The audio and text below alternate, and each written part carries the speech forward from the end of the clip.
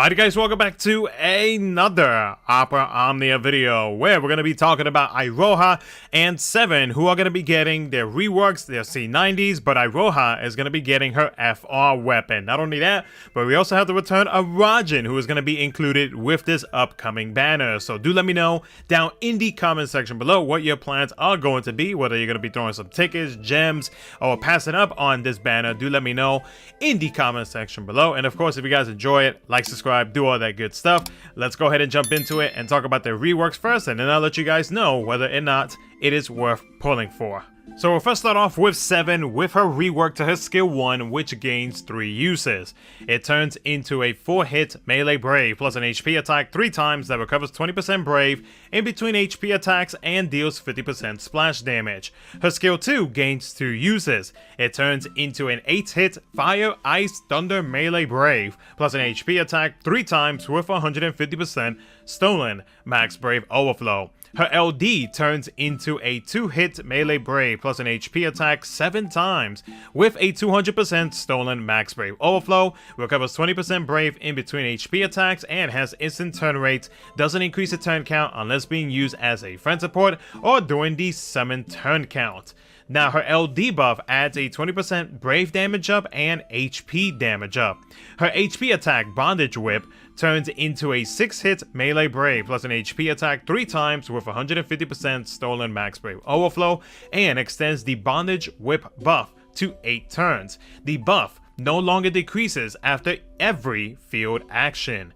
The brave HP damage from Bondage Whip increases all enemies' brave reduction to 150% of attack, increases AoE melee HP attack follow-up attack to 150% of attack, and increases the brave gain to 150% of attack.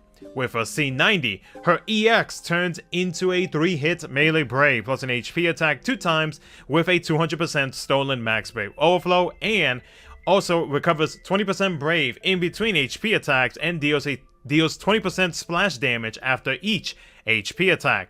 Her C65 got extended to 6 turns. It adds a 20% stolen max brave overflow up, a 40% brave damage cap up, and while attacking a debuff target, it adds a 30% attack up, now totaling 60%. Now with Iroha, her skill 1 turns into a 6-hit magic brave plus an HP attack 3 times with 150% stolen max brave overflow.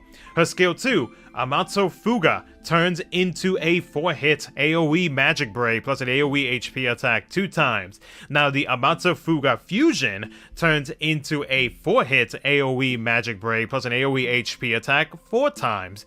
She now starts off with her overhead at the start of quest for 8 turns. Her LD turns into a 3-hit AoE magic brave plus an AoE HP attack 5 times that recovers 20% brave after the 1st, 3rd, and 4th HP attacks. Her overhead adds a 20% party HP damage up and a 10% party brave damage up.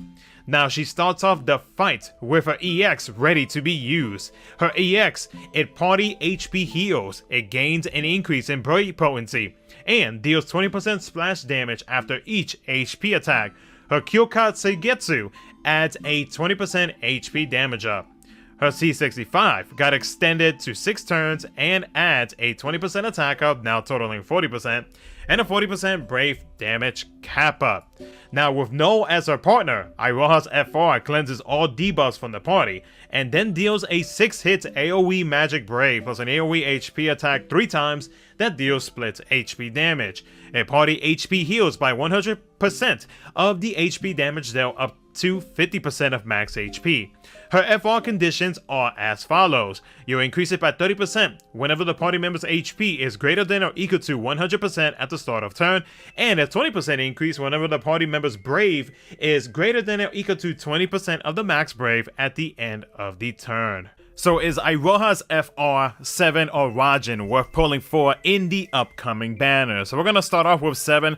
Seven, with the rework that she got, I mean, it's a rework that, in my opinion, she needed. But I really do feel like Square is holding back on the potential that you can actually get out of Seven. I mean, like, yeah, like one of the biggest like pros of this rework is the fact that now her follow-up doesn't decrease anymore. So like you're gonna get that consistent amount of follow-up attack from 7, because previously because she relied on a buff, that buff would actually decrease every field turn. So like the consistent amount of follow-ups that you would get from her would not be like reliable, because it would just go down the entire time. But now thankfully, now that that has changed with the rework she just got, then she is good to go on that. But like overall, like there's nothing really too crazy spectacular that you really get out of 7. I kind of feel like 7 is like that third slot character where you, if you just want to throw somebody in there who provides a few little party auras via her LD buff. It's nothing too crazy, but like it's a little bit of something that you want to add on to what maybe like, let's say like your support character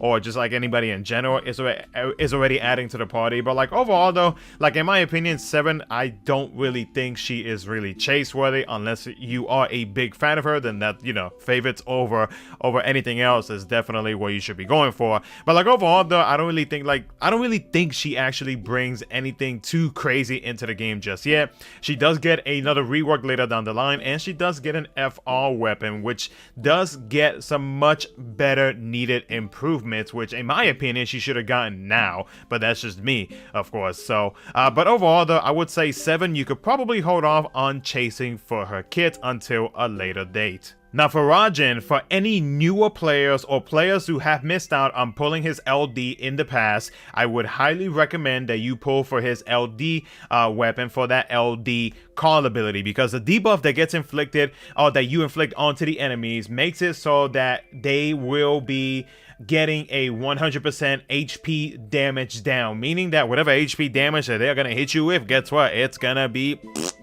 a 20% HP damage resist down, so that means that you're going to be dealing more HP damage onto them, a 100% attack down, and it also makes it so that they cannot inflict you with any debuffs, which is very convenient. So it is a very strong call ability that many JP players use even up till now, and if you do not have it, I would personally recommend that you pick up at least the LD weapon for Raijin so you can get access to the call ability and you can take advantage of that debuff. Now some players may try to compare his debuff to Reno's LD call debuff, which does inflict something very similar to it, but remember that Reno's only lasts for 1 turn, and with Raijin's it lasts for 2 turns, the debuff, and you also get some healing as well whenever you use Raijin's call ability. So that's one thing to note between both of those 2 call abilities. But again, if you do not have it, or if you are a brand new player who just recently started, I would highly recommend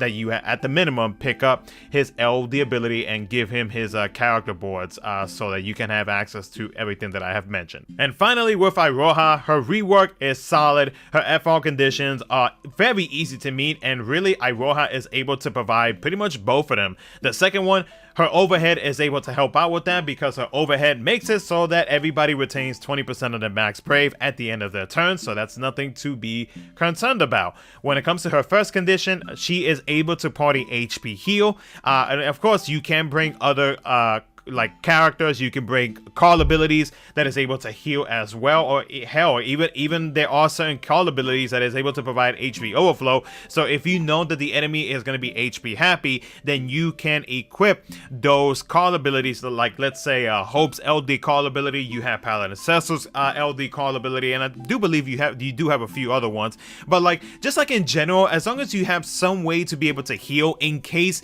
you do get hit, then you should be good to go on that condition. Of course, there are ways to be able to mitigate damage as well. Like that's why Raijin was put in this banner, because that debuff from his LD ability is really good, and it's really why I am pushing those who do not have it to pick it up, because it is going to help you out greatly in plenty of Shinryu fights.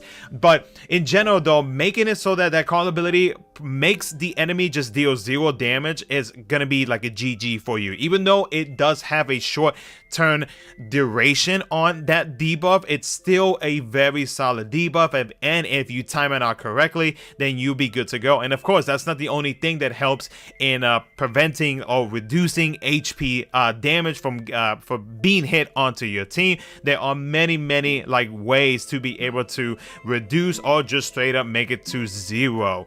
So when it comes to her second or her first condition, like there's really not too much to worry about. But like overall though, Iroha, she's a solid character, making it so that everybody is able to retain a certain amount of brave. She is able to battery the party a little bit as well with her skill 1 and her EX, if I'm not mistaken, and I do believe her LD is able to do the same. But like in general though, like she is that character where, you know, like if you want to be able to support the character a little bit more on top of like your other support characters, and then you got your DPS who's ready to go in, then like she's a pretty solid unit in my opinion. And is her FR worth picking up now? That depends, depending on if you're wanting to get her BT later down the line, and with the other rework that she's going to be getting as well, makes her a much stronger unit. But that BT and her BT effect is very good, because that BT makes it so that everybody gets a fixed damage amount, and it actually increases because it is a stack based BT effect. So on the final HP attack, for whenever your teammates are attacking with their multiple HP dumps, best believe that that final HP attack will have that big fixed HP damage. So, you know, that's one thing to consider. But like, is her FR like needed as of right now? I would say you could probably hold off on it, especially if you are waiting for future FRs later down the line to pull. Then I would say you could probably hold off on it. Maybe at the minimum, if you are really wanting something out of a kit, at the most you could probably go for like an LD ability, but that's really about it. But like overall, I would say either you can hold off, especially if you are on a budget right now with resources. I would say you could probably hold off on pulling for her FR, and then, you know, continue to save for whatever it is that you're trying to go for. If not, then she is actually a very solid support / utility, so she can definitely be of help in certain areas. So but other than that though, guys, that's gonna be it for the video. Let me know what you guys think down in the comment section below, and of course, if you guys enjoyed it, like, subscribe, do all that good stuff. Thank you so much for watching. I'll catch you guys in the next one.